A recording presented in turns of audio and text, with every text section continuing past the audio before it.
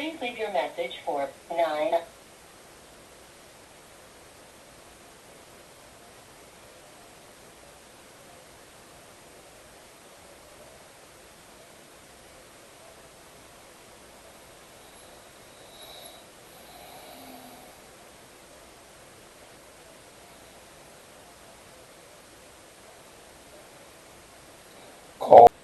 Calling Martavius Jones mobile.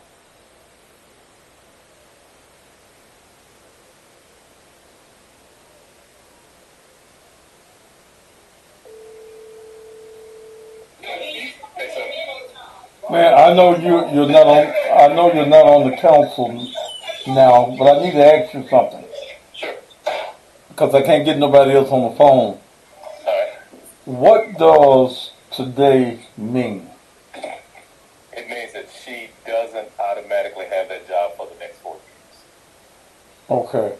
And so she can serve in an interim capacity, but she still has to come back and get the vote of the council to serve on a permanent basis. Okay. So she's interim for how long? I think the way that I didn't tune in, but I think that it's either the May or June. Okay. Is it through her really the 4 years that she was initially got the what is there does she have a contract? That's a good question. I don't think that she does, because think about it like this: no mayor should be forced to inherit the chief, police or fire or any of the division directors from a previous mayor. Okay. So I doubt. I don't know. I'm not for certain, but I don't think there's a contract. Okay. So the council can come back at any point and just say we don't want Can move. City Hall. Mississippi. Yeah. Yeah. So look, she can strike somebody the wrong way, or the mayor can strike somebody the wrong way, and somebody can make a motion, somebody seconds it, and then you got 7 votes, and it can come back next week. But the question that I'm getting ready to go on air, the question I have been asked is, did the mayor doing this take the council out of this? No. Okay. No. Okay. Mm-hmm. Okay. No, he did. Okay. Well. He did. Mm-hmm. Okay. Yeah, I don't think he had votes. Okay. And see, what I heard about that is there was a meeting. I heard there was a meeting yesterday with members of the police association. Okay. And so I want to say that Mayor Young went to this meeting, and it was verbalized to him, or he saw why he backed off. Well, I mean, the association doesn't vote. No, but what I'm saying, that is, the thing about it, and I was at a client's house earlier this evening, and they were asking me about it. And I see so one of the people that they brought before today was the solid waste director in the public works. Okay. So think about ASME and the police department. If you ain't got those folks working for you, and you don't have their confidence, you're doomed. Okay. You're doomed. So if she doesn't have the support of the rank and file officers, whose job it is to go out there and do their job, hell, she's doomed. But I saw at 2 weeks ago, I saw Kerry from the Afros American Association sitting on the front. Yeah, I saw that too. I saw that too. Okay. Yeah, I saw that too. Okay. Well, if I were her, I'd be trying to find me another job. Yeah, well, look, because I don't know what she thinks. I don't know what Mayor Young thinks she can do in 6 months that she hadn't been able to do in 2.5. Yeah.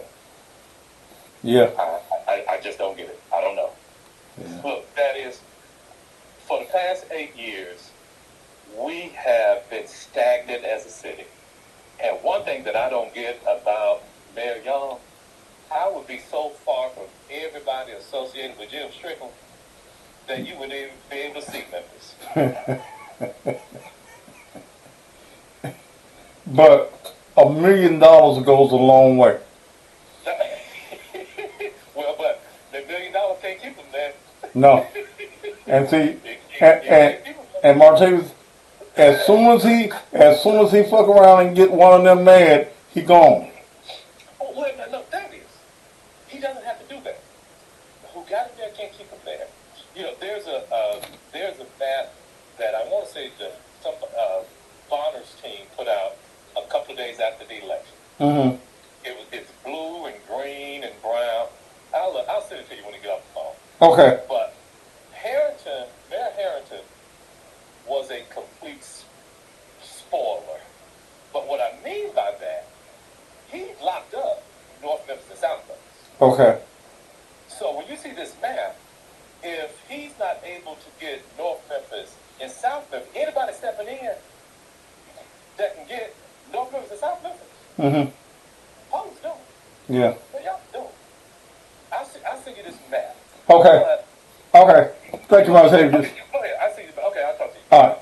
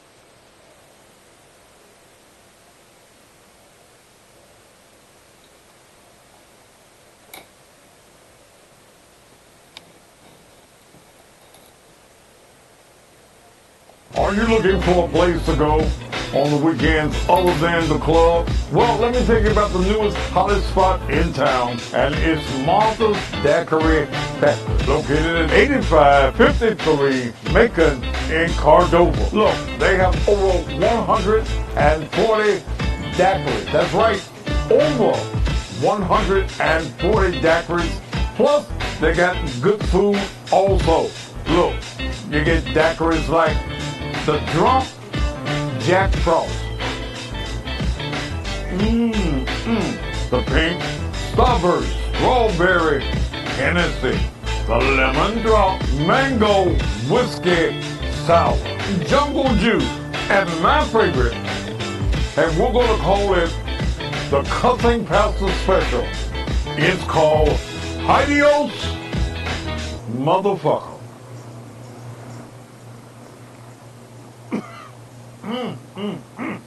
If you're tired of the kiddie atmosphere and you're grown and you want to be in a grown person's atmosphere, Martha's Daiquiri Factory is the place for you to be. Weekends, they've got big flat screen TVs, they've got a live disc jockey, they've got food.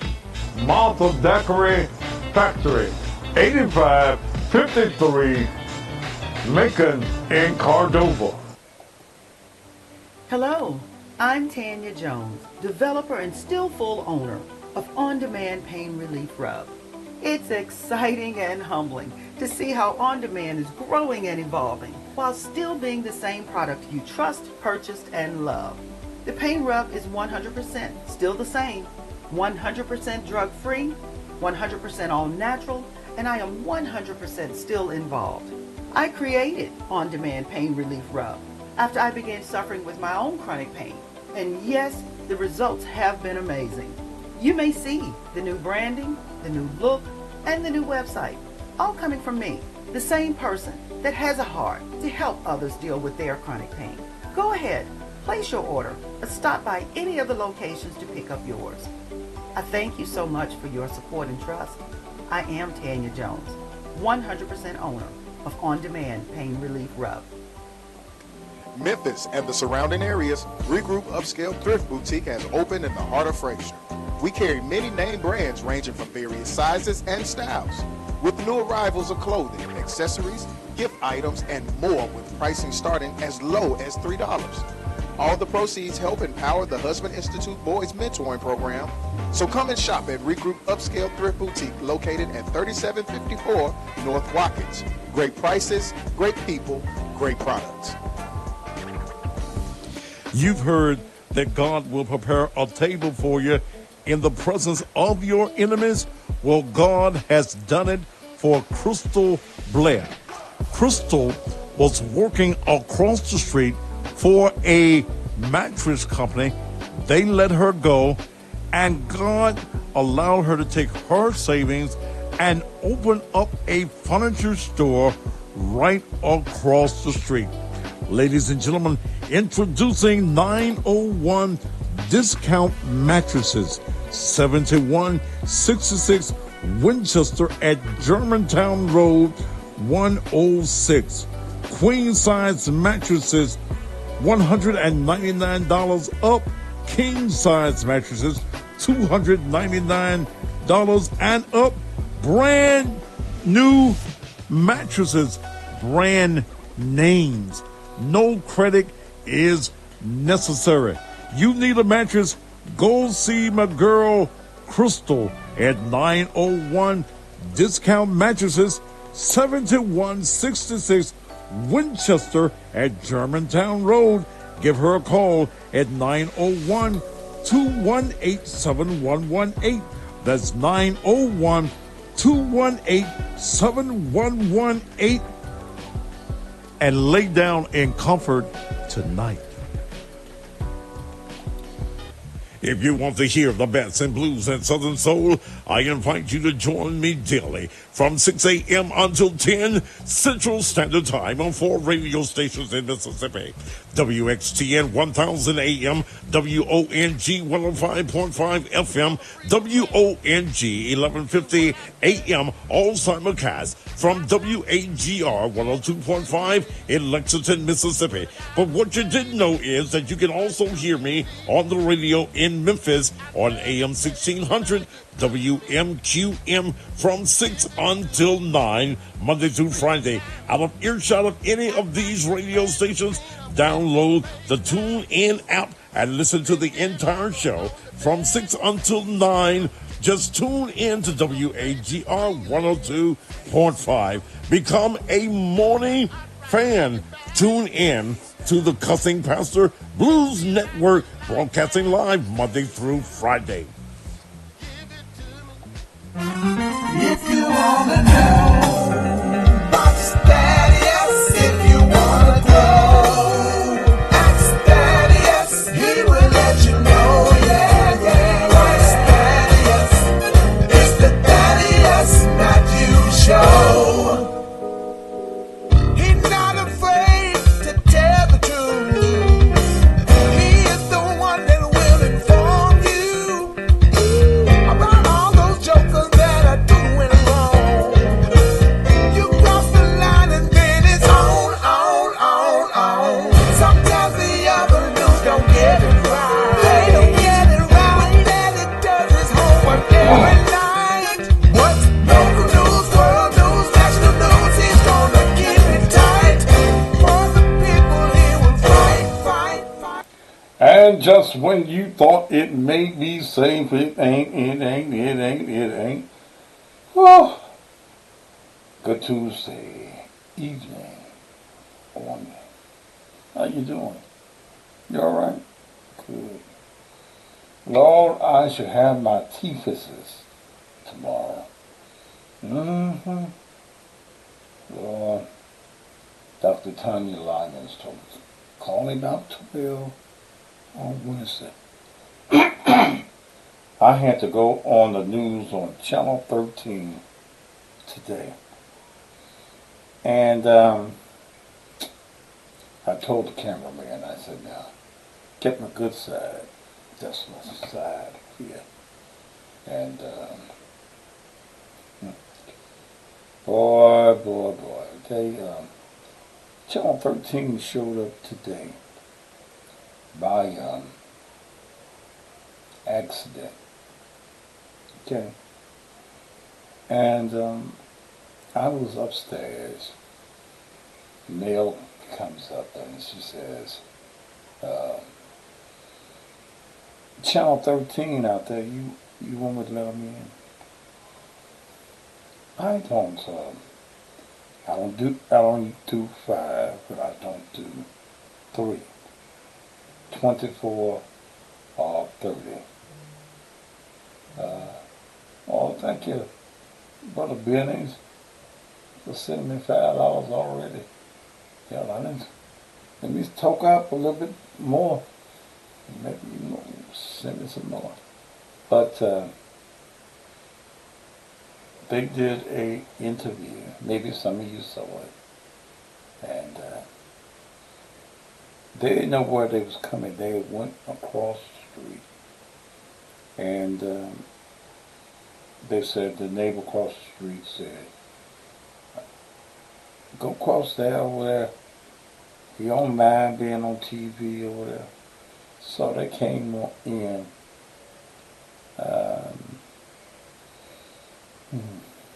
Man, I went down and I did an interview. Melanie did a interview. Zena was trying to get on camera.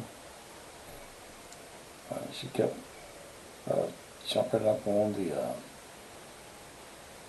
cameraman and the reporter, and the little white girl was good with dogs, and so my day has been full. You know, they was here, they was comfortable, and Lisa didn't come upstairs. Woo. Downstairs I keep looking good and stuff. Um, but we had a talk about Memphis like gas and robbery. So we talked about it, okay? When she told me it was 13, I thought Jeremy was dead, you know. But I was glad to meet the little girl. Uh, he'll be back on the 9 o'clock news and the 10 o'clock news, and probably play in the morning. Anyway, because I started looking at Fox 13 about 4:30 every morning. If I get up at 5:30, but I try to know what traffic is, who done got dead overnight, and all that. So it'll probably run again in the morning. All right, let me get into this story tonight. Well, my prediction was that a city councilman, a woman, would flip. Okay?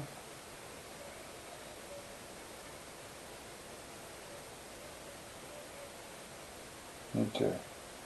I don't know who this Al Prophet is. So goddamn it, don't be telling me shit. He ain't paying me no money, so I don't know who Al Prophet is. So I don't know what he's saying about me. I don't even know where to find him on the internet or anything. Let me tell you what happened today.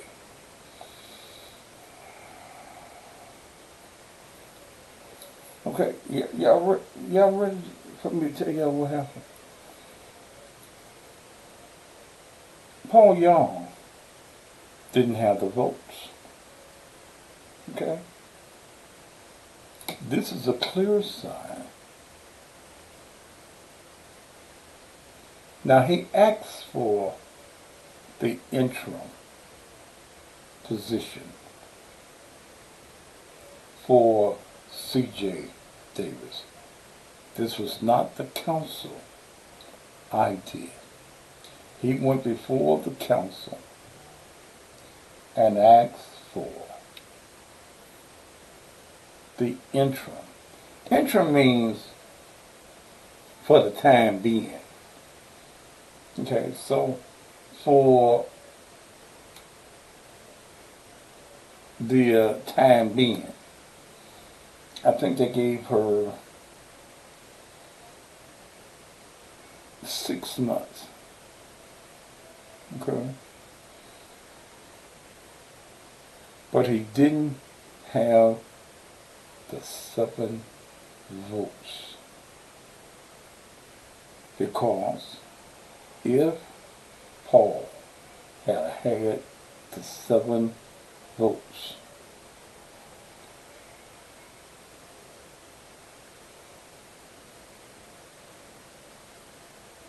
and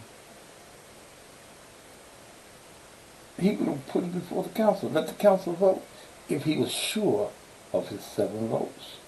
He met yesterday with the a police association, and I don't think that the rank and file of the Memphis Police Department is pleased with her.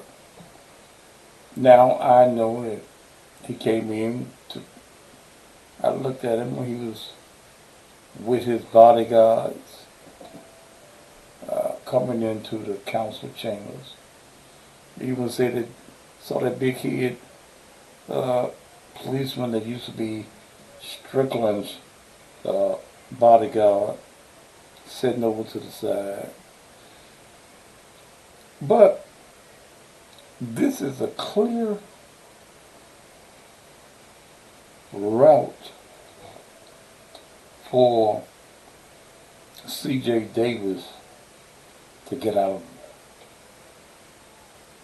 of Memphis. I wouldn't want to be the interim. 2.5 years you've been the police director. See, CJ, let me tell you something.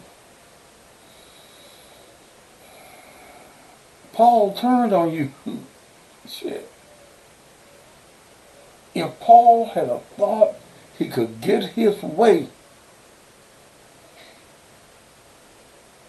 he'd have took it before the council for a vote. Okay?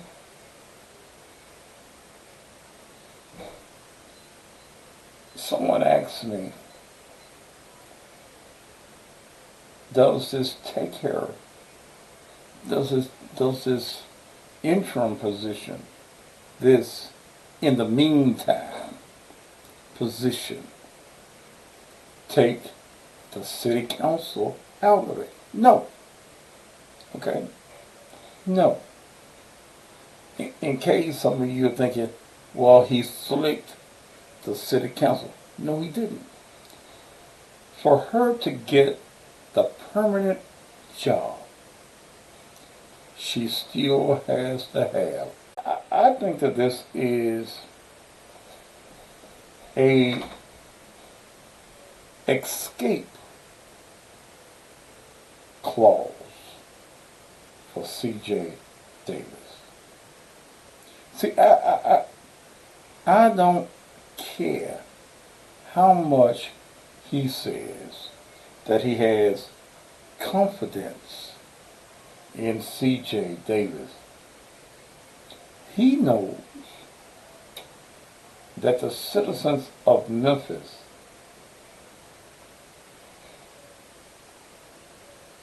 don't. Now, here's what could happen. If all of a sudden you get a sudden spike in crime, okay, you get a spike in crime, the council could come and say, well, next week, next council meeting, we're going to vote. If she don't get 7 votes, she gone. Let the right white man get killed. Okay? Yeah. Let the right white man or woman get carjacked. And her ass is gone. Because she is a interim. Okay? She's just interim. She's a, for the time being, director. Yeah. For the time being. The council still has the power. And in fact, the total power at this point is in the council. Let me say that again. The total power.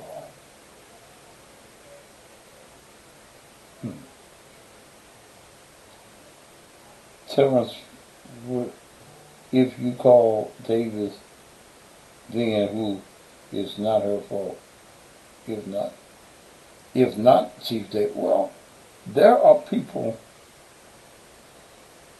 on the Memphis Police Department that can do the job. Veterans of the Memphis Police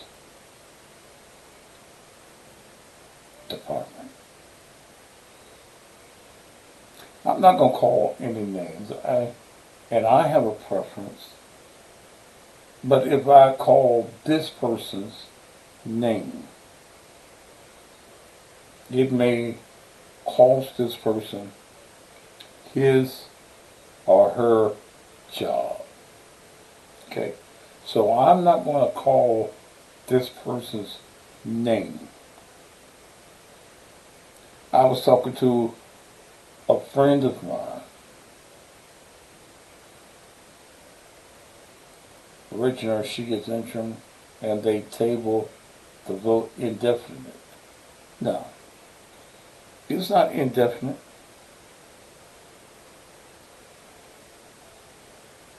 Really, I'm hearing from the call I made that it's 6, maybe to May or June. But here's a plus side to that. Crime is not going to go down. And here's the other thing. The criminal element in this city that is organized may say, well, hell, she ain't no police director for real. Let's tear this motherfucker up. Let's do donuts in the street. They can't do nothing about us no way. She's just holding on to her little job by a string. Just by a string.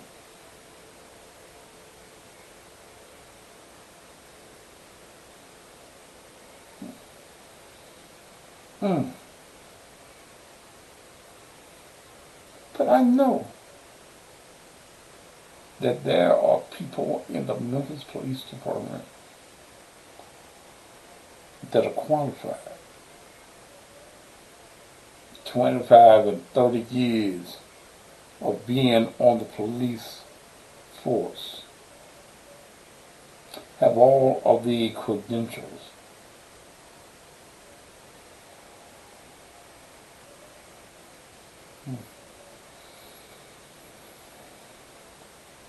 So if she never been interviewed by me before, she damn sure ain't coming now. This wouldn't be the time for her to come on Thaddeus Matthews show.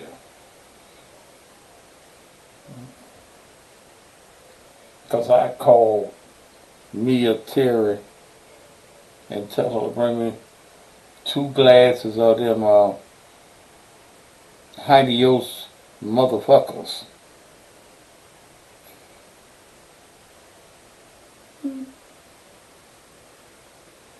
JB Smiley said they want to see if CJ can rebuild trust in the community. Hell no.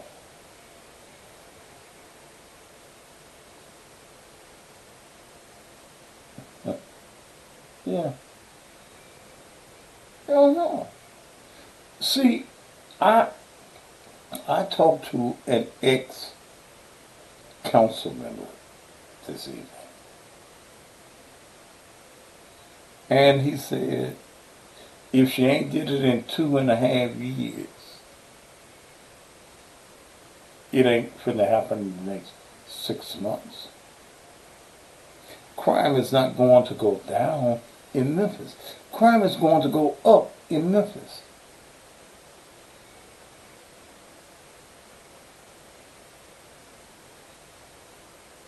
Tony knows, and I agree with you.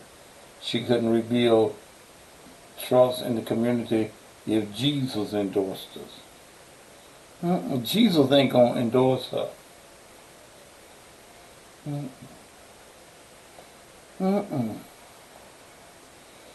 No.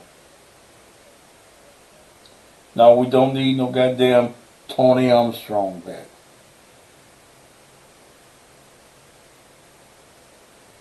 Tony was good and he's a nice guy. But when Tony retired,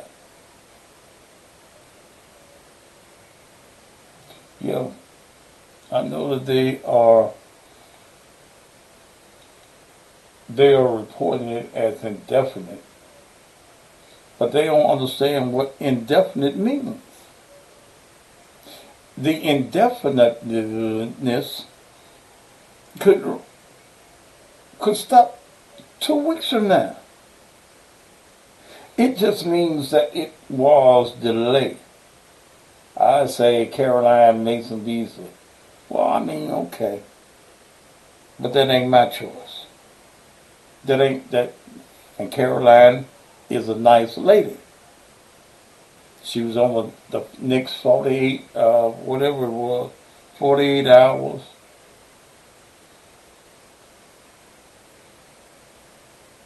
But I think that what happened today is Paul Young knows that she does not have the confidence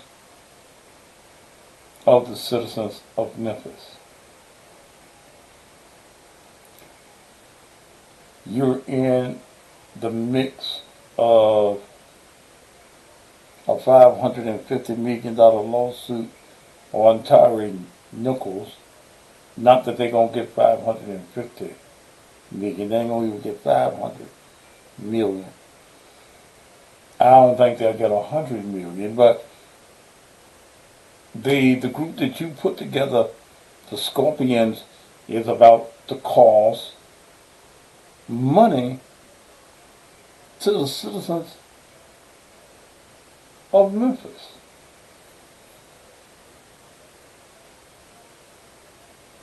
For the cost of money.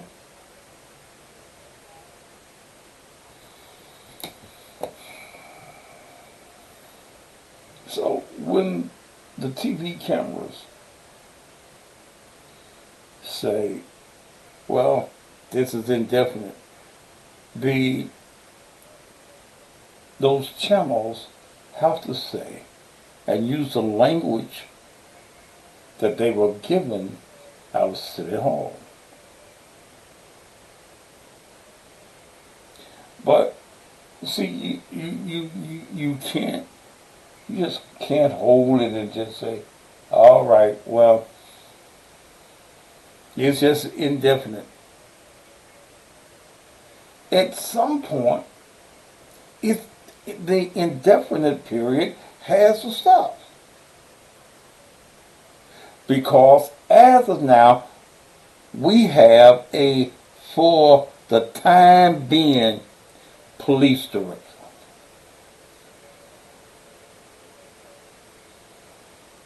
Okay.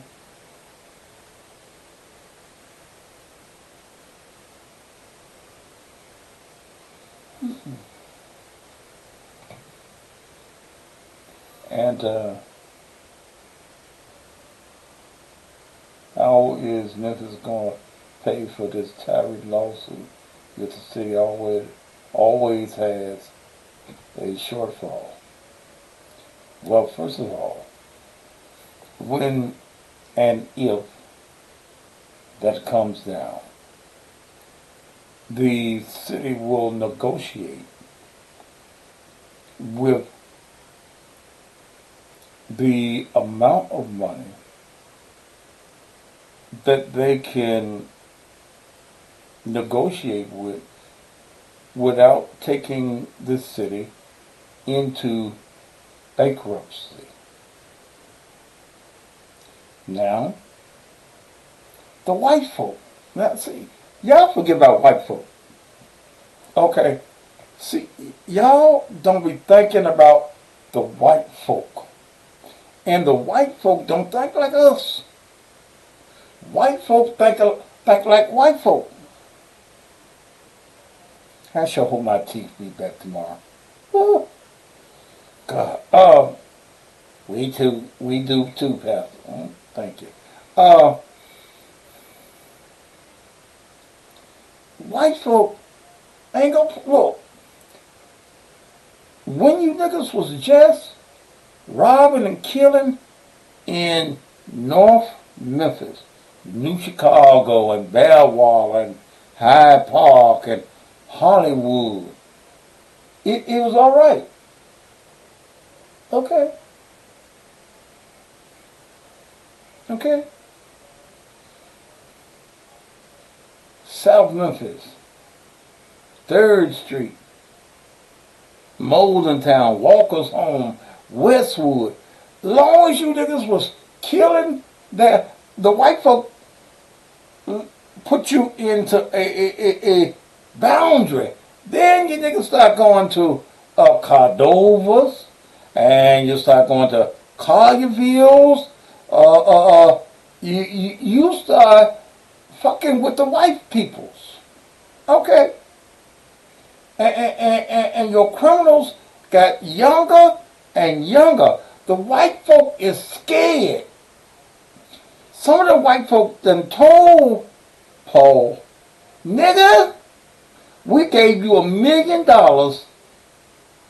We bought this goddamn election for you. Okay? We bought that.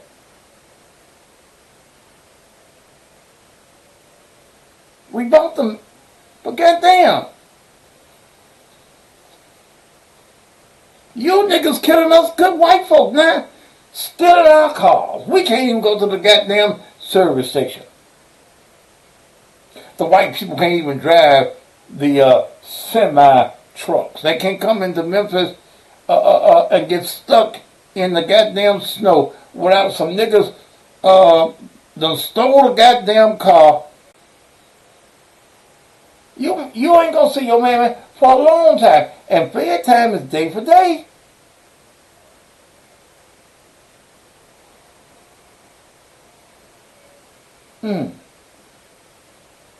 So,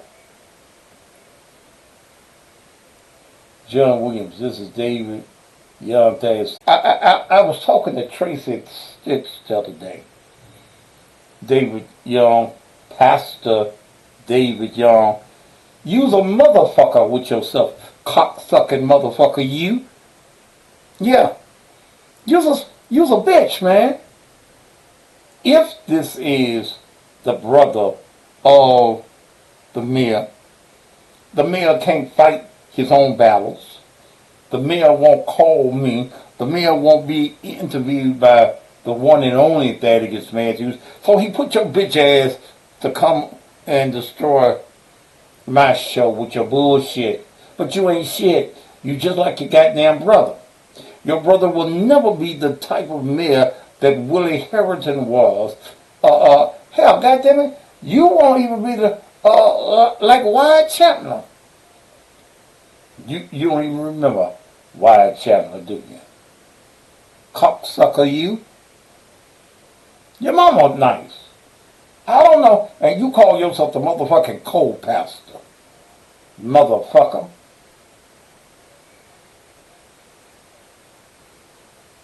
Shit. Tell your bitch ass brother to come and I'll interview him. We'll do it by phone.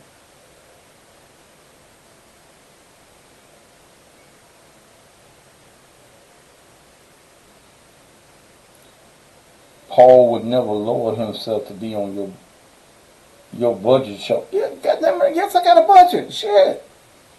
Motherfucker.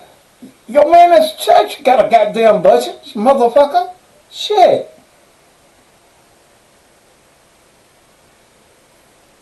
Yeah, I got a budget. I have to pay for internet and all this shit. Yes, I got a budget.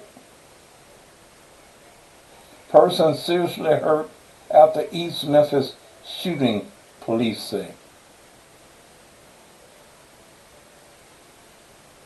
Your brother ain't fitting to shine Doc Harrison's shoes, you motherfucker. I meant your low budget show. And keep my brother's name out your mouth. Now I'll put my dick in your brother's mouth. He looks like he's acquainted with a dick in his mouth anyway. See, I promised to be nice tonight. Praise the Lord. Praise the Lord. But white folk, see, this the type of shit y'all paid a nigga $1 million to be mayor. I know Doc somewhere at the house, because Doc watches me. Doc's somewhere laughing. Oh, shit. Oh, boy. Oh. I'm going to be nice. John Williams, I tell you what we're going to do. Wait a minute, wait a minute. Wait a minute.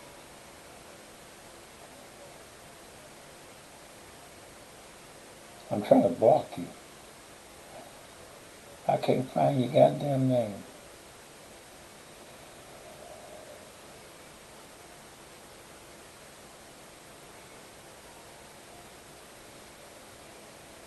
Oh, Melody ain't working. I don't care shit. Melody done already blocked you, motherfucker shit.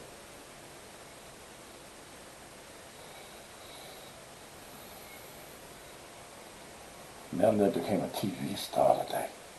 She was on the news. I said, all right.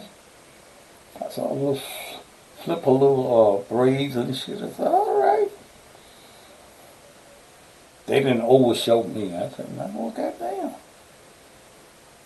They did say radio personality, Daddy is Matthews. So everybody knew who it was talking about. But I wish I had had my teeth physicist. Yeah. The man called me. See, keep on, David Young, and I'm gonna come up with that bitch that Paul Young was fucking in City Hall, that they moves her after he was elected. See, I'm the motherfucker that don't care. Hush! Yeah, he looked like he nice, standing there with his good doctor wife and the little bit of chillin'. But come on. David Young, I've been doing this shit 47 years.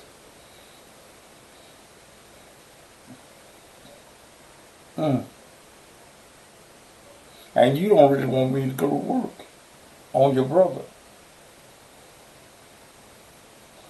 See, all of the police don't even like him.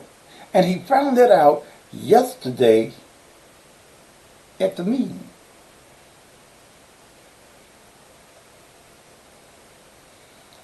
See, if the white folk hadn't bought the election for your brother,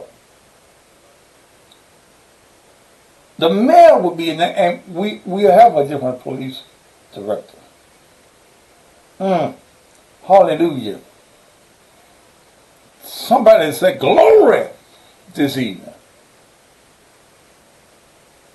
Jesus coming in a Honda. I don't know why he won't come in a Honda. Shit, I drive a Cadillac. Shit. Should be Jesus coming in a Cadillac. Okay. Ooh. Oh. Okay.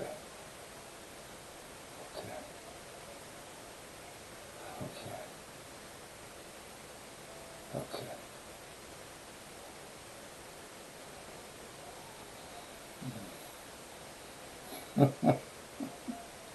Man, Zena tried to be on the TV. Where'd Zena go, man? She was laying up under me. She may maybe done ease downstairs. I don't know.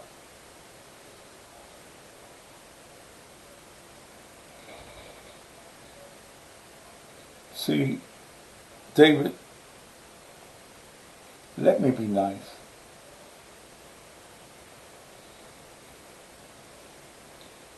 See, I don't know how long you've been watching the Thaddeus Matthews show.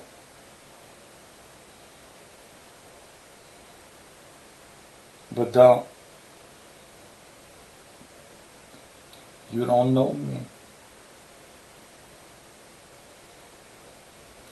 Ooh, you don't know me.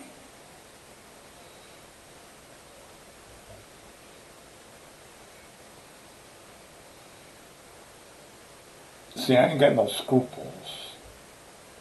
When it comes to this shit, I ain't got no scruples. I ain't got no rules that I have to play by.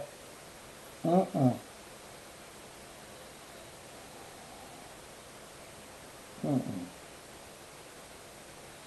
So CJ will set back and $280,000 a year. Damn.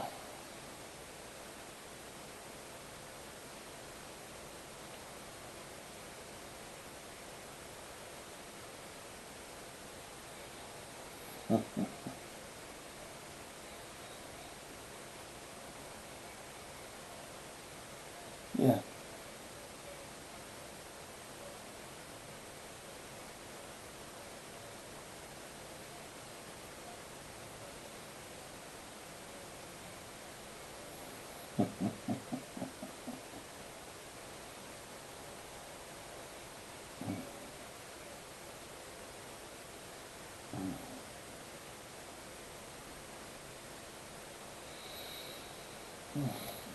But CJ, you need to go ahead on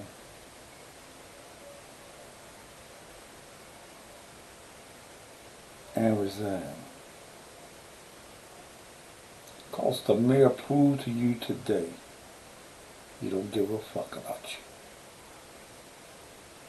Paul Young proves today that he'll leave your ass out to dry.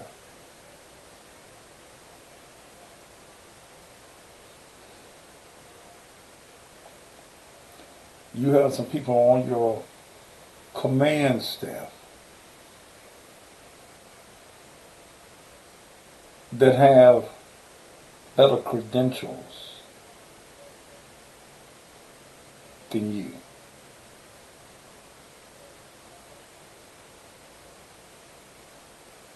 Okay? On your command staff. I looked at all the little female police officers that were in there with you.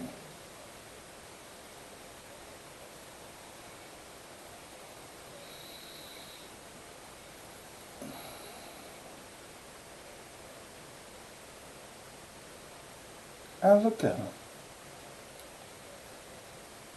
I saw your fraternity. I think you one of them green and pink wearing motherfuckers, ain't you? What you call them, the alphas or whatever y'all is. Mm.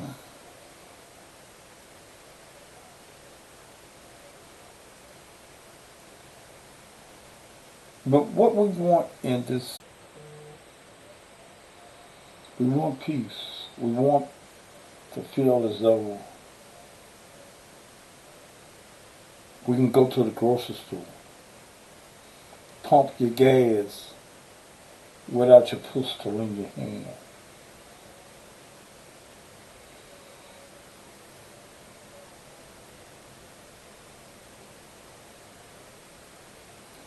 We need someone who has a plan. So, CJ,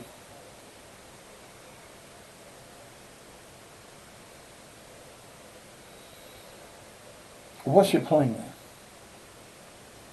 You can't remain interim. You ain't got no plan.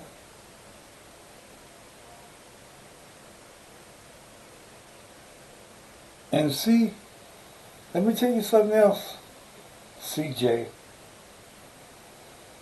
You got to make sure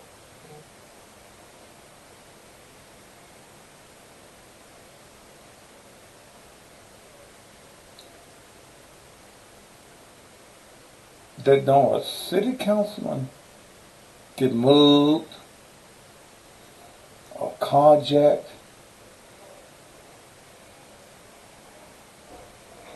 Okay?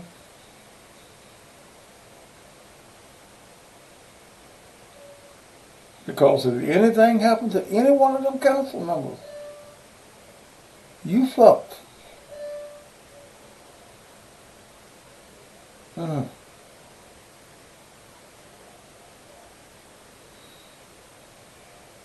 Paul has come to the realization, he'll never admit it,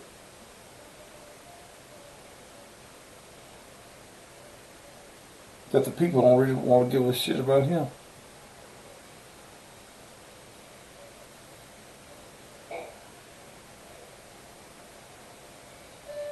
I got one friend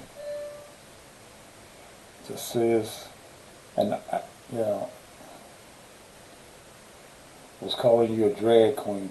I told him, I said, man, damn, don't call a lady no drag queen. Shit.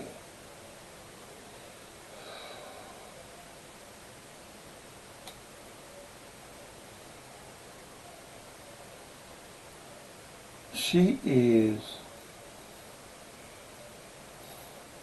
the full-time being police director.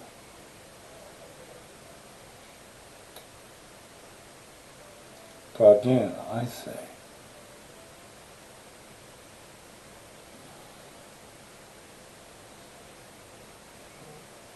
if something happens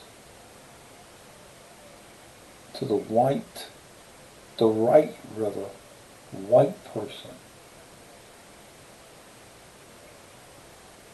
or something happens to a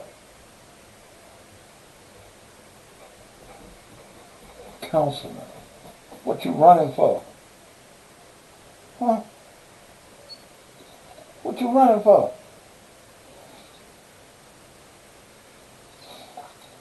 Huh? What's wrong with you?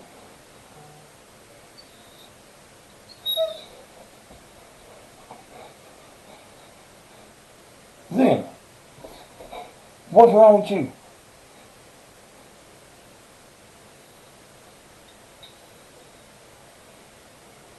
She's a Delta. Okay.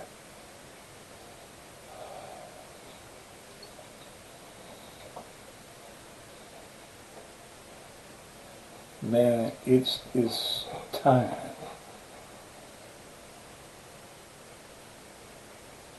Thank you, Natasha. How you see the interview in Brooklyn, New York?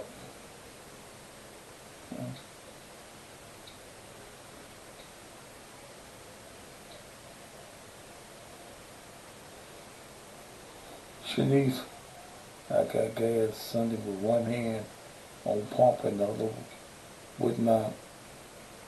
I always got mine like that.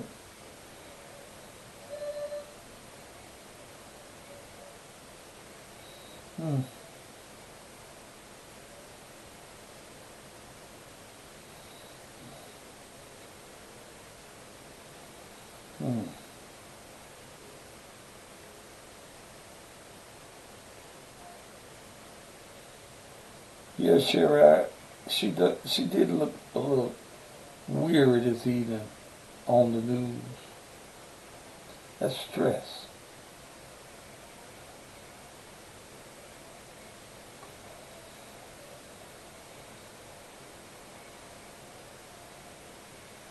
CJ, let me give you some advice.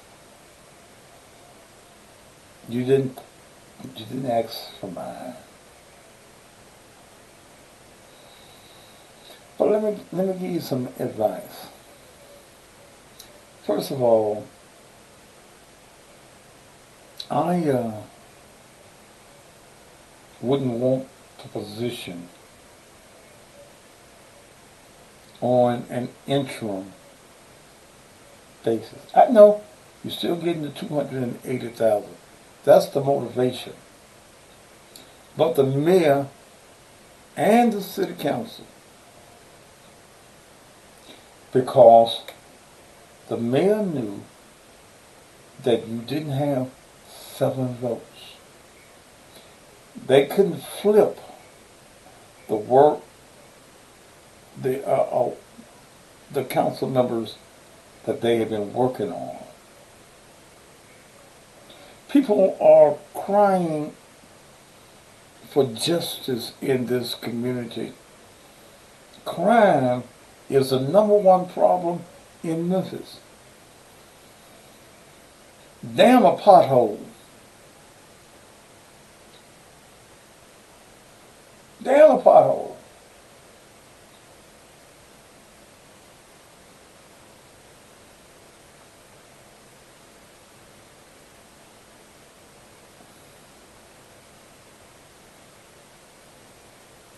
We need some relief.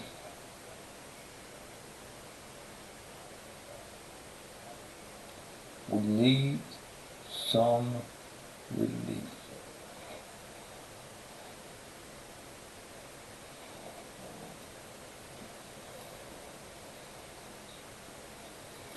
Now, let me clear something else up.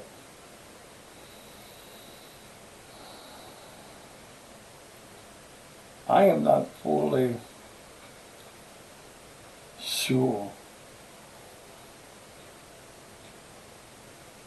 whether or not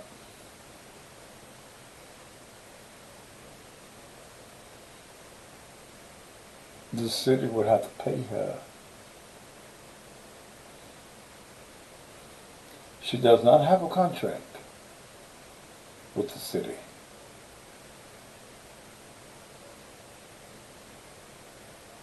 Okay. She doesn't have a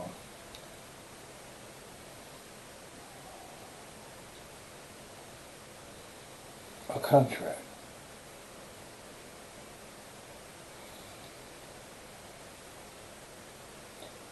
Call J.B. Smiley.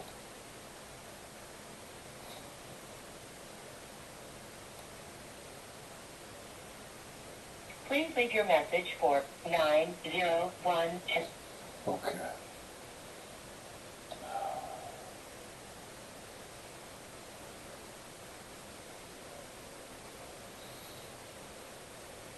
You know, Paul, when Dr. Harrington walks into a room, he demands respect.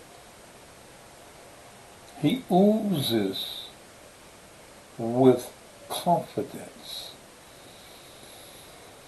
Paul, when you walk into a room,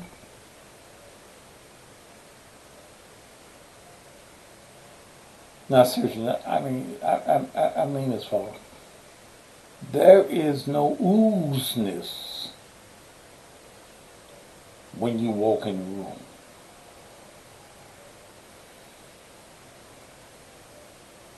room. Look like a little boy. Little teenage boy.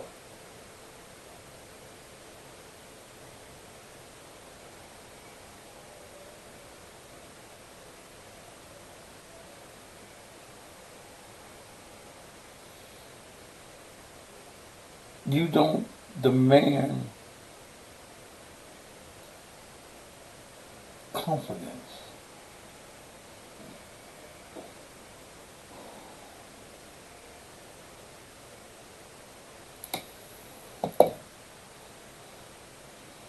People look at you and they laugh. Is that John Mill? Where he come from? I don't know.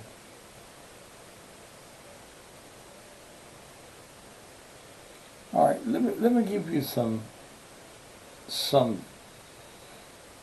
to work on. Let me give you some homework, CJ.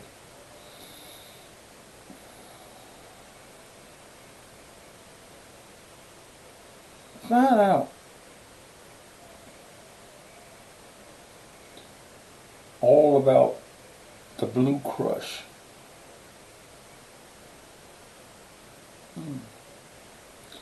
Find out about community policing. Allow the police to do their jobs. Okay? Let them do their job. I don't even say, well, some of them are a little brutal. Well, some of these motherfuckers gotta be treated brutal.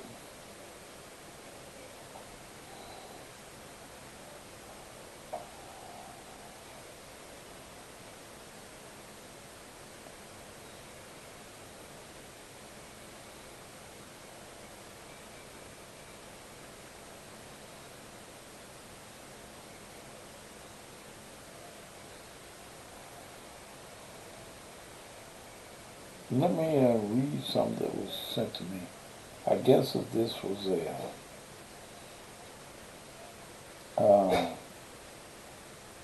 post that somebody wrote. Zena?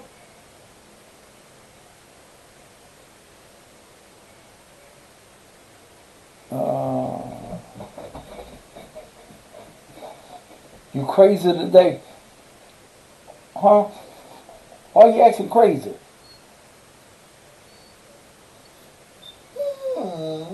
Do what? Come here. What you say to me? Now don't talk back to me. Now what did you say?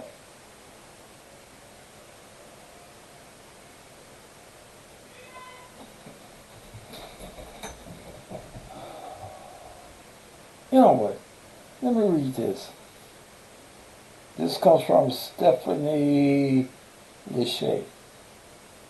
I was barely here when Strickland was here. I was in Atlanta when your girl CJ was running amok there, getting fired and reinstated. I just got back to Memphis, and these comments are the grassroots movement. We're here in these comments to voice our opinion. Is this donor list still online? You know, I need to pull that. Thank you, Stephanie. Does it say how much was donated? Y'all be having ulterior motives because of the people who doing the same thing and expecting different results is insanity. We not going along to get along no more. We need to know what's going on with this man, and I'm trying to follow the money. If you ain't donate more than $10,000 to his campaign, I don't want to hear it. That campaign he had was all over Memphis, and whoever was a majority investor in is who's pulling his strings. We want to know who. Simple as that. So we can know what the motives are, cause it's clear he don't want the best for Memphis. You know, that's what I have not done, is pull his financials. I will go to the election site where it is and pull it. Okay. Okay.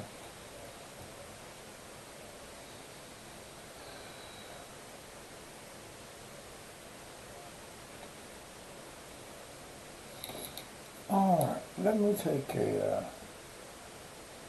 quick break. 401-0858. I'm not answering you. You don't want to talk about shit.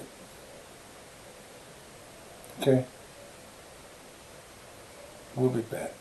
Are you looking for a place to go on the weekends other than the club? Well, let me tell you about the newest hottest spot in town, and it's Martha's Daiquiri Factory, located at 8553 Macon in Cordova. Look, they have over 140 daiquiris. That's right, over 140 daiquiris Plus, they got good food also. Look, you get daiquiris like the Drunk Jack Frost. The pink Starburst Strawberry Hennessy. The Lemon Drop Mango Whiskey Sour. Jungle Juice. And my favorite, and we're going to call it the Cussing Pastor Special. It's called Adios, Motherfucker.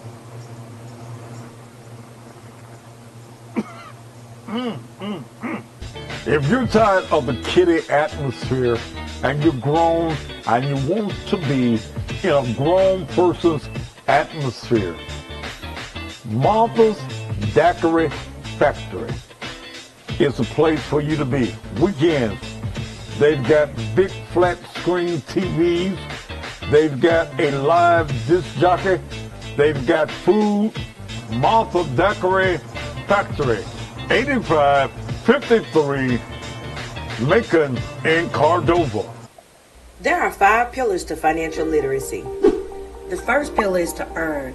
Earn during your wealth building years. These are your younger years, your 20s, your 30s, your 40s, your 50s, your 60s. The second one is to save and invest.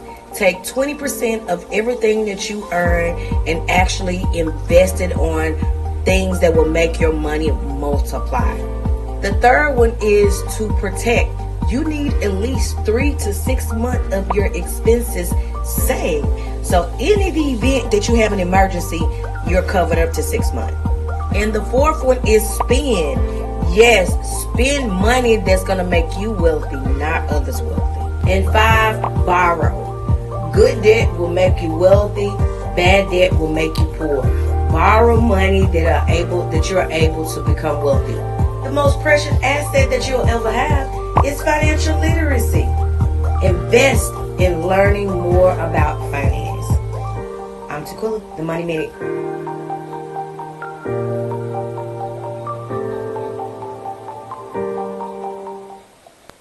Many of you were enjoying my mid-morning, midday Thaddeus Matthews show on Facebook.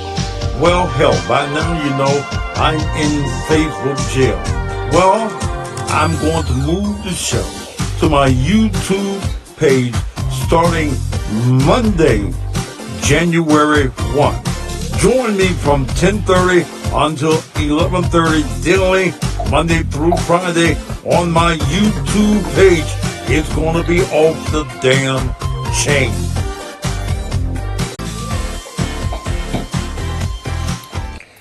Do you need a custom designed t-shirt made for any occasion and you don't know where to go? Well, you want to call D2G Screenshots, owned by my good friend John Olam. John specializes in direct-to-garment printing. You can put anything on a t-shirt that you can take a picture of. You just snap it, send it, and wear it. No design is too hard for John. John will fix your t-shirts up in a matter of days and have it back to you. Whether it's for your business, whether it's for your community organization, whether it's for your girls' night out, whether you've got a motto or a theme that you want the world to know about, John Olam and D2G is the place to go. In fact, 0434, John got you. So many of our young men and women are being killed on the streets of Memphis, and loved ones are left begging for a way to either bury or cremate them, because while they have insured their cars and their phones, they have failed to insure themselves. Well, there is no excuse. Call Joe with Lincoln Heritage Funeral Advantage. Joe can get your loved one insured for $30,000 for as little as $15 per month.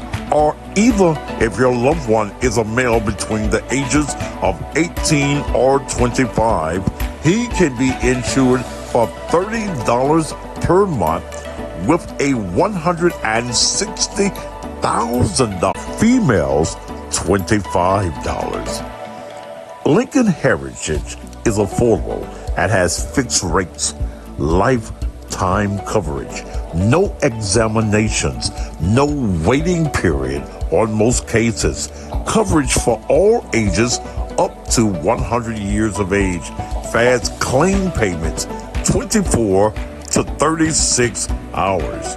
Also, Joe has a senior hardship plan, even for fixed income families. Call Joe right now. Make sure you put this number down. Joe with Lincoln Heritage, 901-864-0090. That's area code 901-864-0090. Call Joe. When death comes to your family and you're left in charge of putting together a celebration of life program, you want that program to be memorable, beautiful, and to project the marvelous life that your loved one lived. Well, for your funeral program, Advertisements D takes pride in special design and production of your loved one's memorable program. After the funeral and your loved one is buried and you want that burial spot to be memorialized forever, call D for your monument.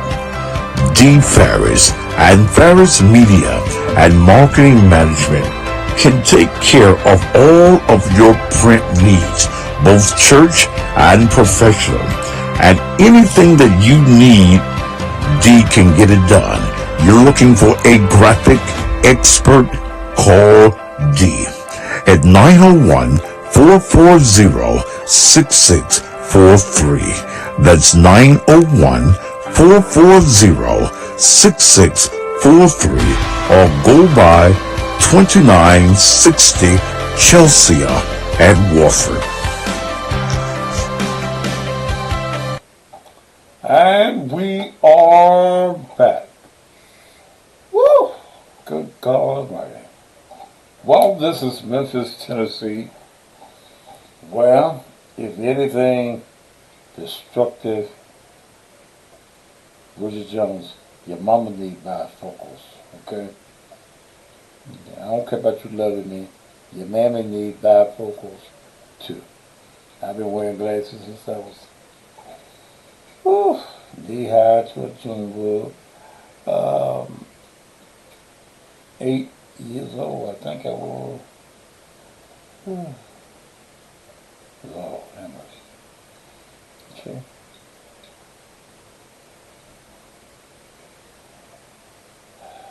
Man,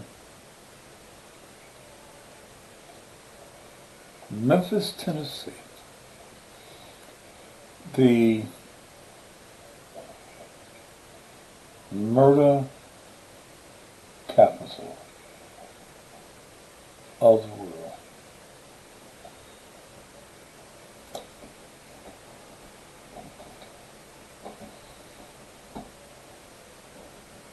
You know, some of you probably got family that asks you, and I'm talking about out of town family, that asks you, why do you stay in Memphis? Okay. Why do you stay in Memphis?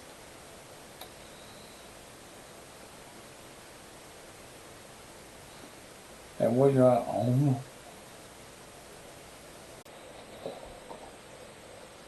needs to come out.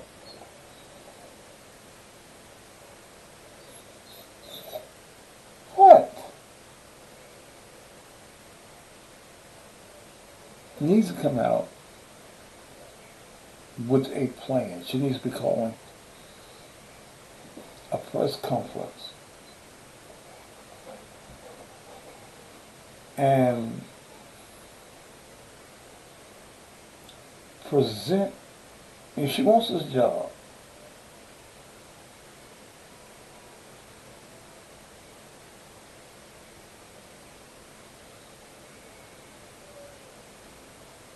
she needs to present a plan. Not the mayor.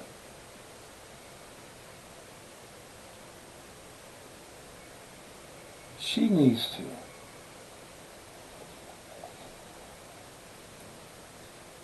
present a plan.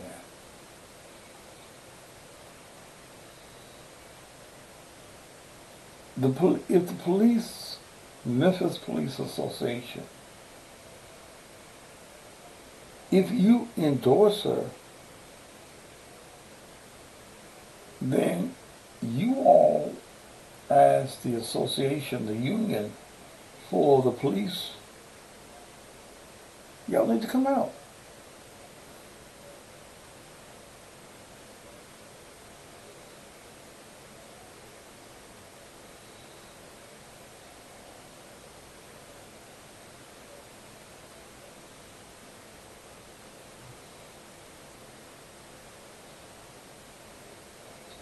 One 855. I'm not gonna answer you, man, girl, or whoever you are.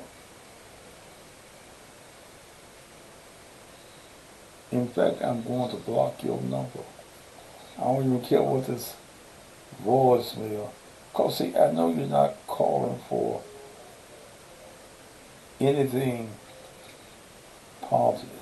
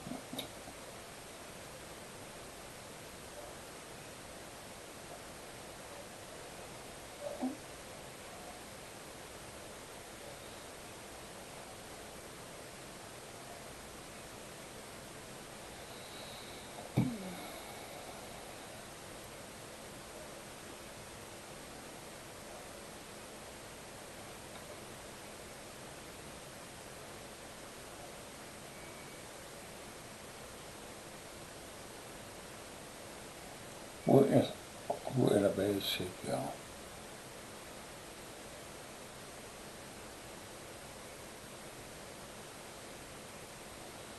White folk are still buying niggas. 2024. They still buying niggas.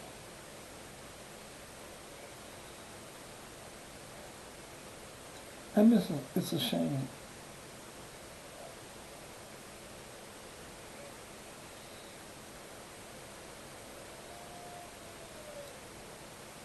But when you look at the map, and I have a copy of the map,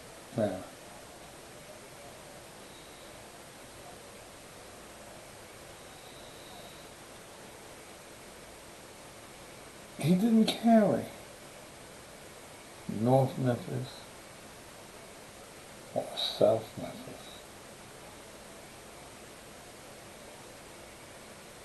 Basically,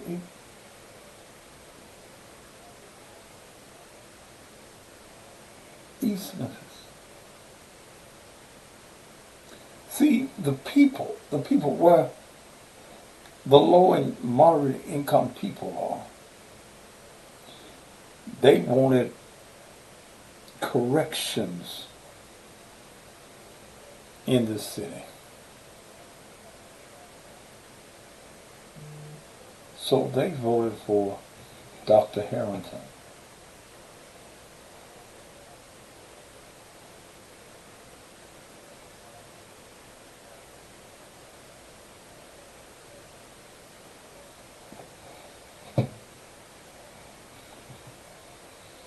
Yeah. Yeah. the people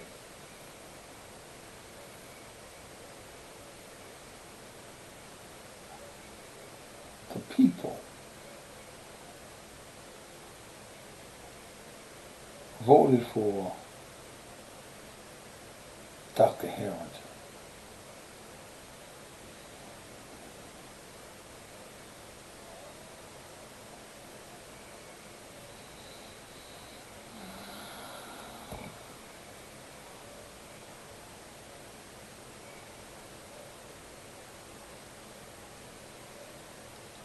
But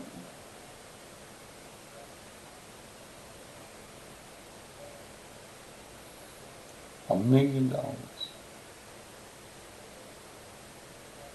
buys poll workers. It buys the employees of the Shelby County Election Commission. It allows you to buy public relations companies that make you look like super nigga without the cape. That's what it makes you look like. You put money in the hands of these TV stations. So we'll have to see what happens in the next few months. 22 minutes after the hour of 8 o'clock.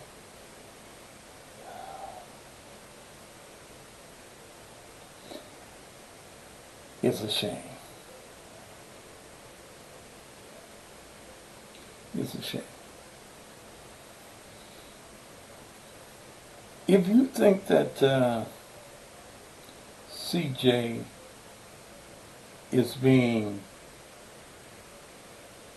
mistreated, if you think that my words are harsh, call me. 901-231-9239. The only thing I'm going to talk about is CJ. If you call anything else, I'm going to immediately hang up on you. 901-231-9239. How do you feel about today? Okay.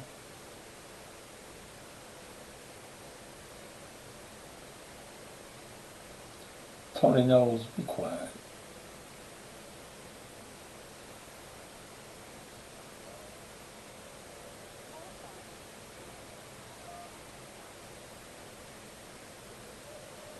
Daniel Watson, go ahead.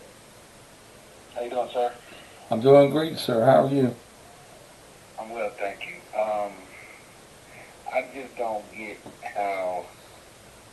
how we begin to criticize someone that's in a position that only people that are in the law enforcement community can really critique. And we as a citizenry, we kind of, we're on two sides of the coin. We want to have, of course, safe streets, not have to deal with criminal behavior, but we don't necessarily know what that takes from the enforcement community, which policing entails. Why don't you? Don't know how Sir, wait a minute. Why don't you?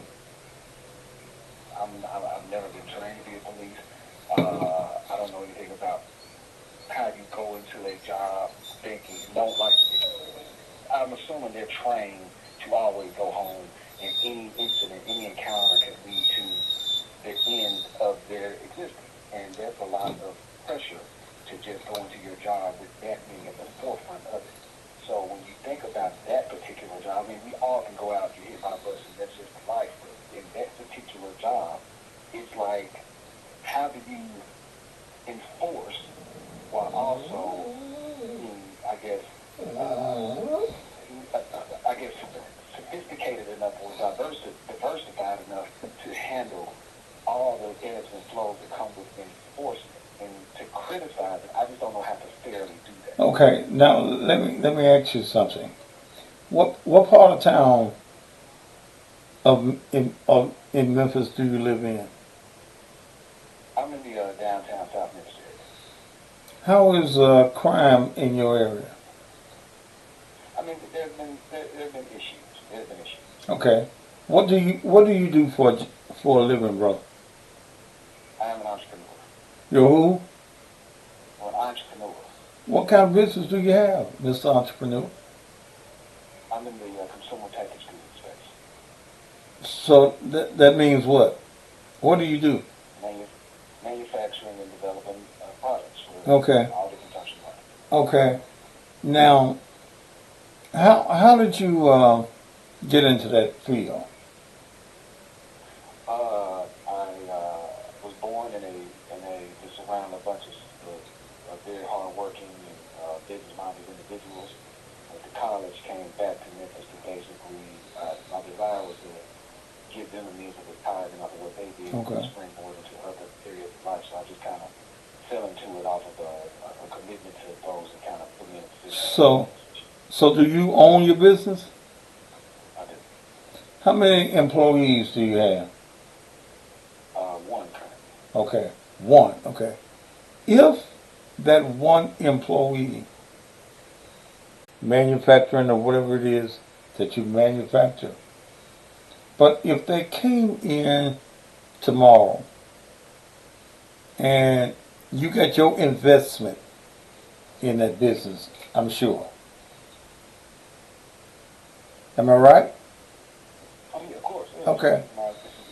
Everything. If that person, that one employee come in tomorrow and messes up an order and it costs you thousands of dollars, what you gonna do?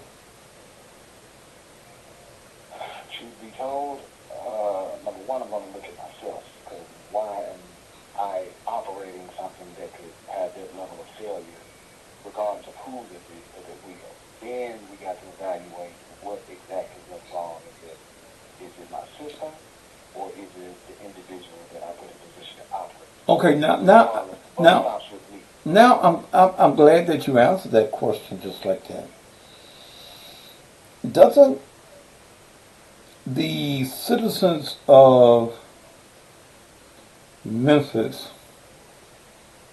even though we don't carry a badge and we ain't been in the army, the MPs, or walk the streets of Memphis as a police officer, so don't we have the right to evaluate our employee? Of course we do, but again, when we're talking about the citizens of the city, the buck stops with us as a collective. So our job is to see why is it that we as a collective don't have any ability to come together to draw consensus as to what our responsibility is to ensure that the people we elect as a collective or put in position to appoint people as a collective and do their job to the best of their ability. It's very disingenuous to point the finger at one person in a municipality setting or in a setting where literally these individuals don't get these roles without the collective coming together. In some cases, the majority of a piece of the collective to put people in position. So how is it that we now evaluate the individual and not evaluate ourselves? Well, now let's go to what we're talking about. The police director, C.J. Davis, didn't have nothing to do with the citizens of Memphis picking her. I know. I qualify that. We do collectively pick the individuals who end up appointing some individuals, which in this case is an appointment. So that's why I qualify that. Okay. I agree with what you're saying. So, all right, let me ask you this. You're a very interesting call. So, do you think that the mayor, Paul Young, has made a good decision in having or wanting to reappoint C.J. Davis? I mean, again, I don't think I'm qualified. Yes, you do. From that Yes, no, yes, you are. Answer, but I'm just saying, when you ask a good decision, that requires me to understand what that role entails top to bottom. Well, wait a minute, brother. Now, see, you're giving me that college bullshit now. No, it's just nuance. Okay, but wait a minute. Don't you want to feel safe? Do you feel safe here in Memphis? I'm a very, I'm a spiritual person, brother. No. Brother. Wait a minute. Brother, stop. Don't give me that Jesus bullshit. That God bullshit. I'm asking you. This is not, sir. God damn it. Listen to me or get off the goddamn line. This ain't got nothing to do with God. Okay, it ain't got nothing to do with your spirit. Yeah, well. Van was echoing Maynard Jackson. I think Van was actually someone that was savvy enough to handle Nashville, and I think he would have been equally as good as I think Paul. I think Paul's going to be a great year, actually. So I think we were in a win-win situation. Well, I think about Van just about what I think about Paul. But here in this city, the majority of us don't feel safe in this city. Now, I grant you that police are reactory forces. They react to crime.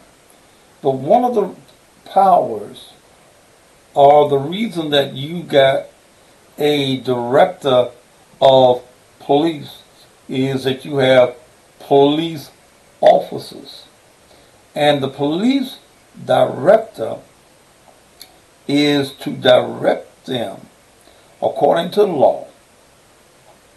The best way to keep the citizens of Memphis, Tennessee, the 600,000 residents of the city of Memphis, safe. That's a job. It is her job to come up with strategies and strategic plans to police her policemen so that everybody can serve and protect. Now, we find that police officers are serving, but we ain't protected. Okay? Even though last year, almost 400 murders. Our teenagers have lost their damn minds. 12, 13 years old. 12-year-old shot last night. What we have, brother, is this. We have a police director that does not make us feel safe. And for that reason, the mayor who was elected by y'all, he promised to protect and to serve the people if he became the mayor. So if he has made a pledge to the citizens to protect and to serve, then he needs to make sure that his appointees do the very same thing. Now, the council today was because he knew he didn't have the votes. Okay? But that's also a sign of savviness and leadership, because if you look at what he stated, to have a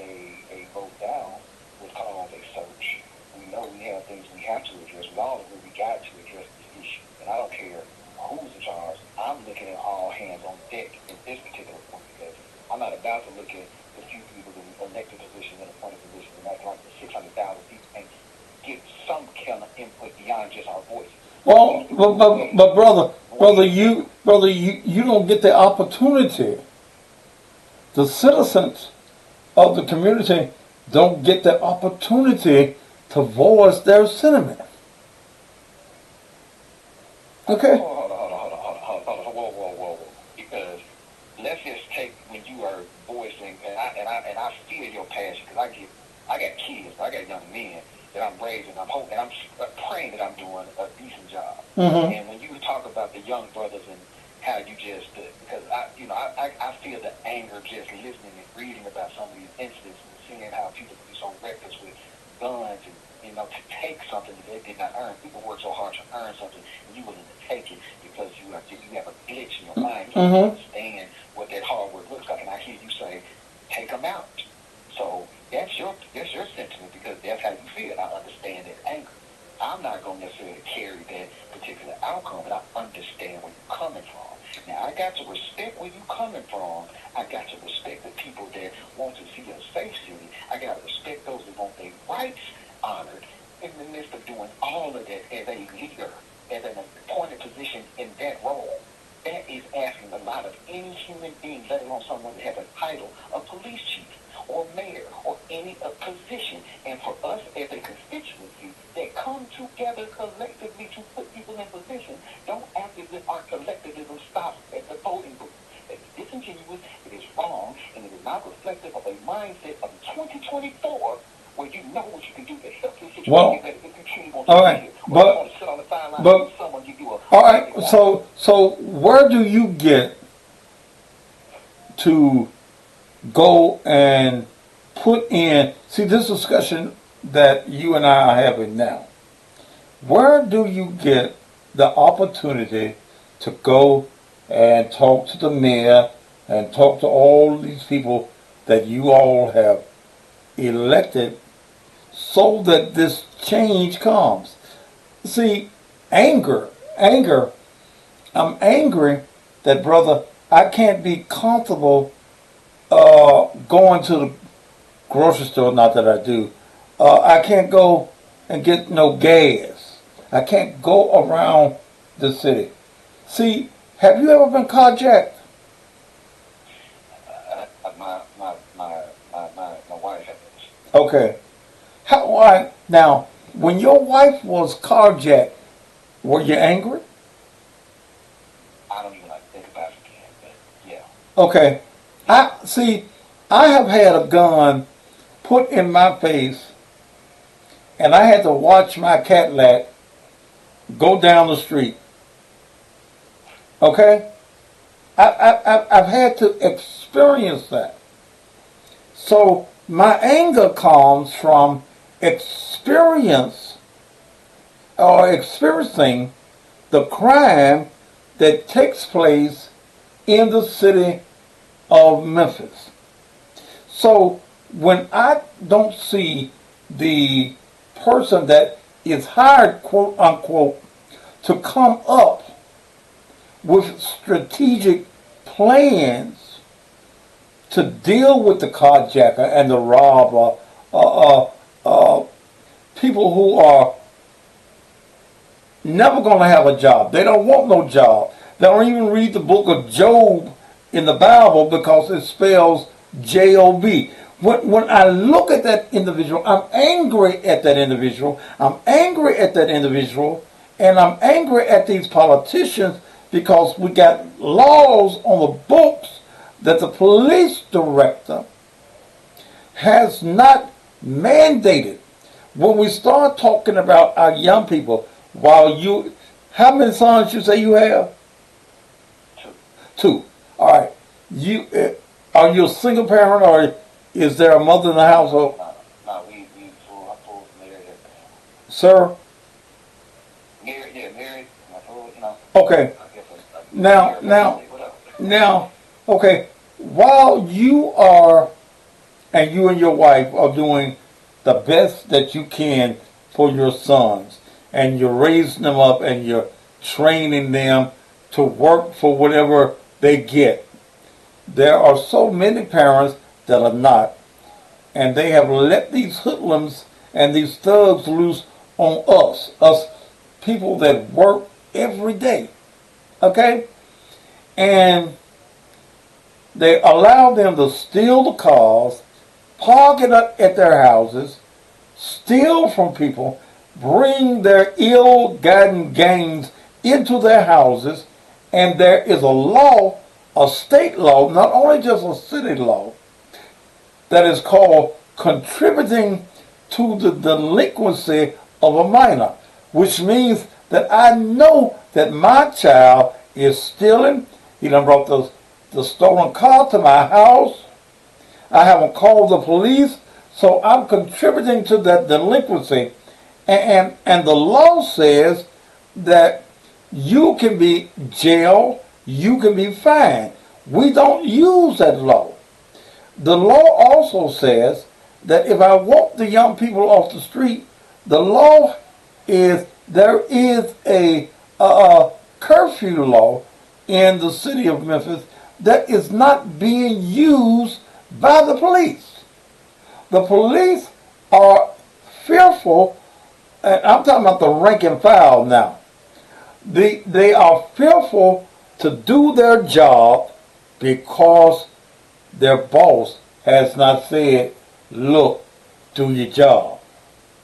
You listen to the actor Davis is because I don't think that they know what the fuck they doing. Okay? And that's just me as an individual. There is, as an individual that has lived in Memphis 66 years, that's been doing this job of talking to people for 47 years, getting a hands-on pulse of this dead ass city, my brother.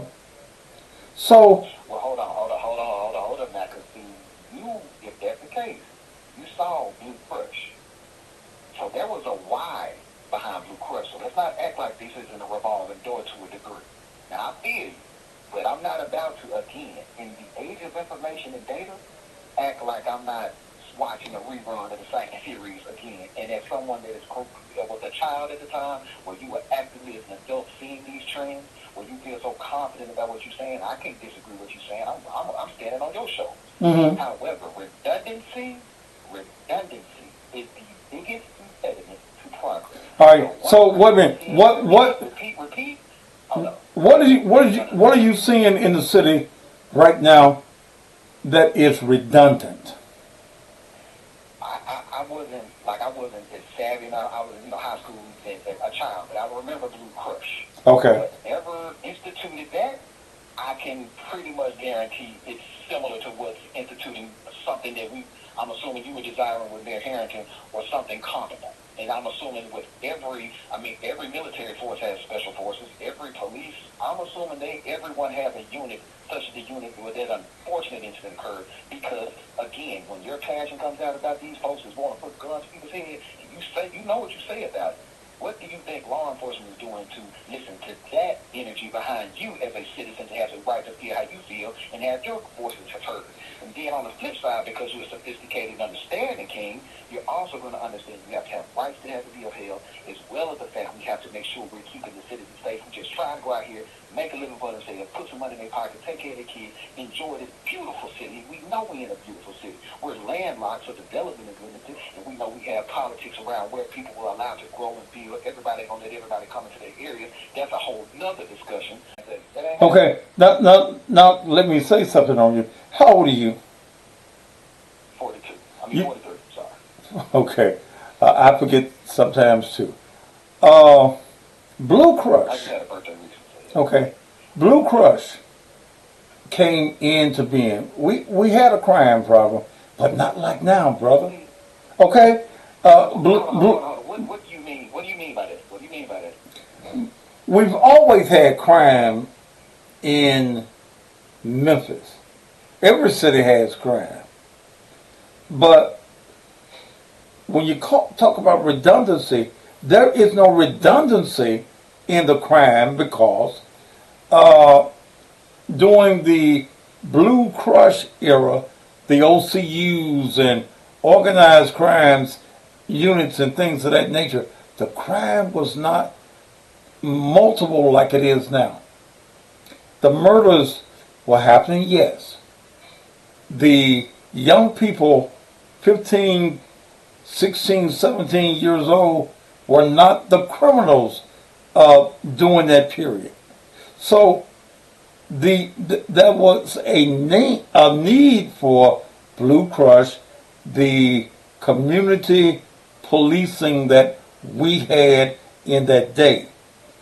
Crime in 2024, 2023 is multiplied by 10 as what was going on 10 years ago, 20 years ago. I said, because I watched. See, I haven't always been a Willie Harrison fan. That led the trying to get Dr. Harrison out of office. Okay? Okay, I was too young even. Yeah. You gonna have to, Yeah. Because I don't know where this even all about. But okay. Yeah, well, I mean, see, I'm the one that tried to put petitions together years ago to get Dr. Harrison out of office. Okay? Is you want to go into the why? No, I ain't got time right now because me and you now been talking about 30 minutes.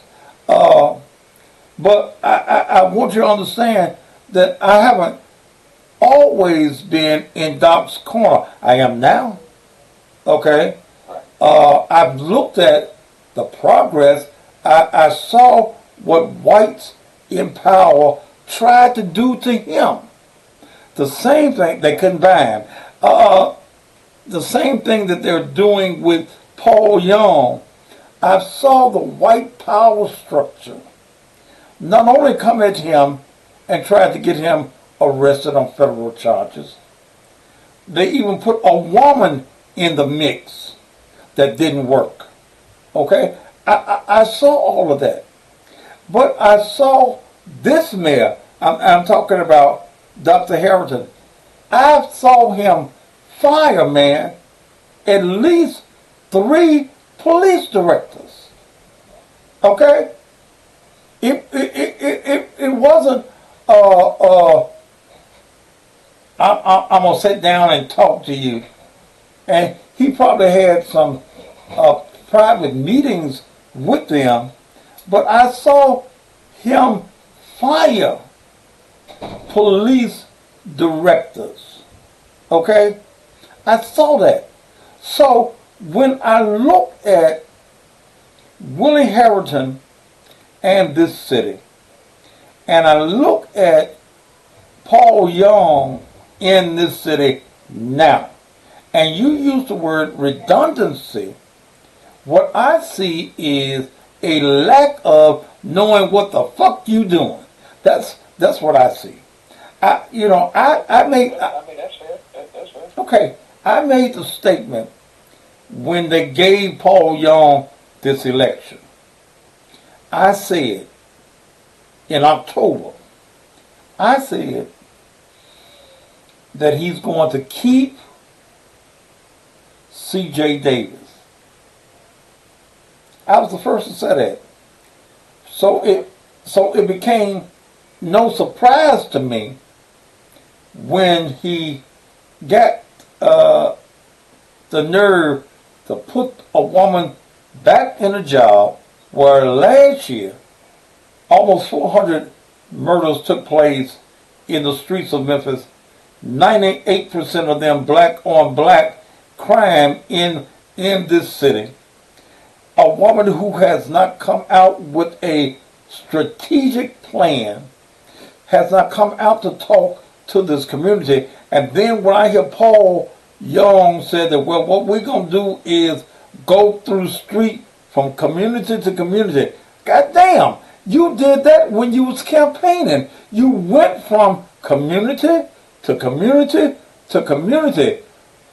The police director has done nothing to assure the citizens of this street, of this city. 600 million, 600,000 people in this city. 7 million people in New York City, and we have more murders than New York, more than Detroit, more than Chicago. What is the leadership in those cities doing different from Memphis? I would have to study those cities, but I do know that, in my view, ultimately this breaks down to historical pain wrapped around current events. What historical? Wait a minute, bro. Wait a minute. What historical pain? From the standpoint of what Boss Crump did and diminished the... Man, wait a minute, brother. Do you remember Boss Crump? Do you remember Boss Crump? No, but I'm well versed in the history of that particular... Okay, now, Boss Crump, Edmund Crump. Okay? Edmund Crump. The burning down of the wealth that was being generated in the community. And it was seen... Wait a minute. See, that's bullshit, brother, because the black community now and the burning of wealth, we're doing it to ourselves. Follow me. We've never had a reckoning. That's why I'm now saying it's us as a citizens. You cannot afford to have... there's an underlying kind of disdain for each other that happens not on the criminal level, but in the success level. We don't really come together to get money with each other. We blame white people for not giving us contracts, but we don't necessarily come out and try to go out of our way to build a collective front on a communal level. We don't do that. Dr. Claude Anderson, we don't do that. So what is the product that you manufacture? I have a line of pastry items. Pastries? Yes, sir. Okay. The majority of your clientele is what? I got products all over the city, but it's a higher end items. It's what now? It's a higher end. It's a higher price item. It's a premium item. Okay. But I got products all over the city, but I do desert in areas where the discretionary spending is more favorable. So in other words, you do better with white folk. Or again, in areas where the discretionary spending is favorable, there are a lot of people. Sir, come on now. I'm in Mississippi. But yes, unfortunately, the economics of the city, yes. Okay. So white people are contributing more to your premium pastries than black folk are. I can't confirm that. I can just put some data together and you can glean some of what you will. But I feel everywhere. Okay. What you sell, cookies and cupcakes and things like that? No, just artisan bakery. Okay. So you have a bakery? Yes, a commercial bakery, but it's more of a brand. It's a larger business model that we're gradually built brick by brick. Okay. Well, the economics. Like, man, I'm in the advertising business. And black folk want to bleed you to death. They don't want to support you. Okay. Huh? You know why that is, right? You know why that is, right? Why? We don't want, because this is what I grew up in an era where all this kind of conversation was a cop out. Because your elders were trying to keep you safe. Because at one point in time, the People's Grocery at the corner of Walker and Mississippi, Walker in Mississippi. Yeah, okay. Up the street from Lamar. Yeah. You need to look at that historic landmark. Those were entrepreneurs. Those were wealth-building black men, building black wealth that were owned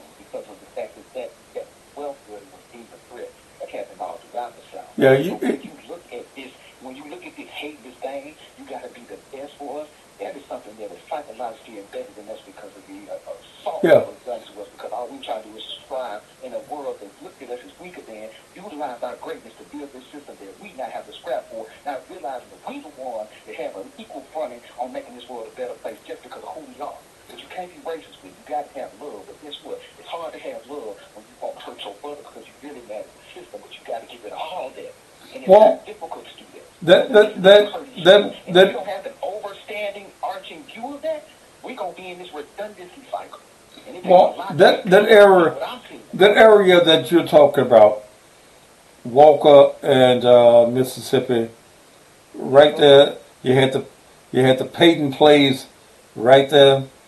The four-way grill, Four-way. Metropolitan with Dr. King. Come on, man. No, it wasn't. It wasn't Burger King. It was a Harlem House. It was. See, let me take you back in history and black folk and that venue right next to Four-Way Grill back in the day when I was a little boy, and you probably wasn't born yet, was called the Harlem House. It was a franchise that was all over the city of Memphis, where black folk would meet and have a hamburger, a hot dog special. Okay? That's, you're talking about money. It's crazy for us to even understand and comprehend that there were more black-owned businesses in the 60s and 50s than it is right now. And guess what? We don't focus on that history. Why? Because it's hard to focus on it when you know somebody gonna put a gun to your head and you got to get over that anger. Yeah. To try to go to a place of love. You know how difficult that is? We don't appreciate that difficulty. We just look at, you guys, Mr. CJ, do something about it. Come on, brother. We can't have that history in our back pocket. CJ, brother, because it's, damn, okay, it's 9 o'clock. I got to go. Look, CJ makes $280,000 a year. I don't know what that calculates to monthly, but it's a whole lot of damn money. That ain't no money, man. You got Fred Smith giving $50 million to the living. No, I'm talking about, brother, come on, goddamn, brother, I'm talking about as a city tax-paying receiver. She has the highest salary in the city of Memphis, even more than the mayor. People's pockets. Who cares, man? We can't count people's pockets. Man, fuck you with that. I don't work for the city. Okay? City ain't contributing to me. The city I can't get a contract with the city. When the city goes and buy advertising in the media like they do on a daily basis, they ain't gonna come to me. Okay? They ain't gonna come to me. Hey brother, I've been enjoyed talking to you. Yeah, we're going to have to continue this because it's But it's 9 o'clock now, man. It's time for me to get off the clock. I'm my bad, but for sure. All right, brother. Let's do this another night. Oh yes, sir. Most definitely. All right, brother. What is your first name? Daniel. Daniel. Okay. All right, Daniel. Let's talk again, brother. All right. All right. I like them debatable conversation. Okay. All right. That was a good conversation. Okay. Okay. Okay. Well, I'm gonna go in there and eat. I got some neck bones in there. And, man, I don't know where we will take this tomorrow.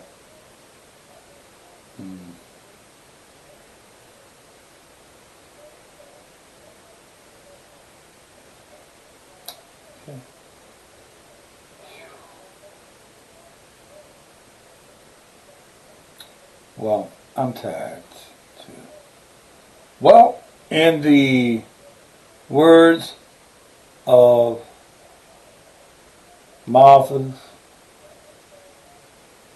Daiquiri Factory, adios, motherfucker. If you wanna know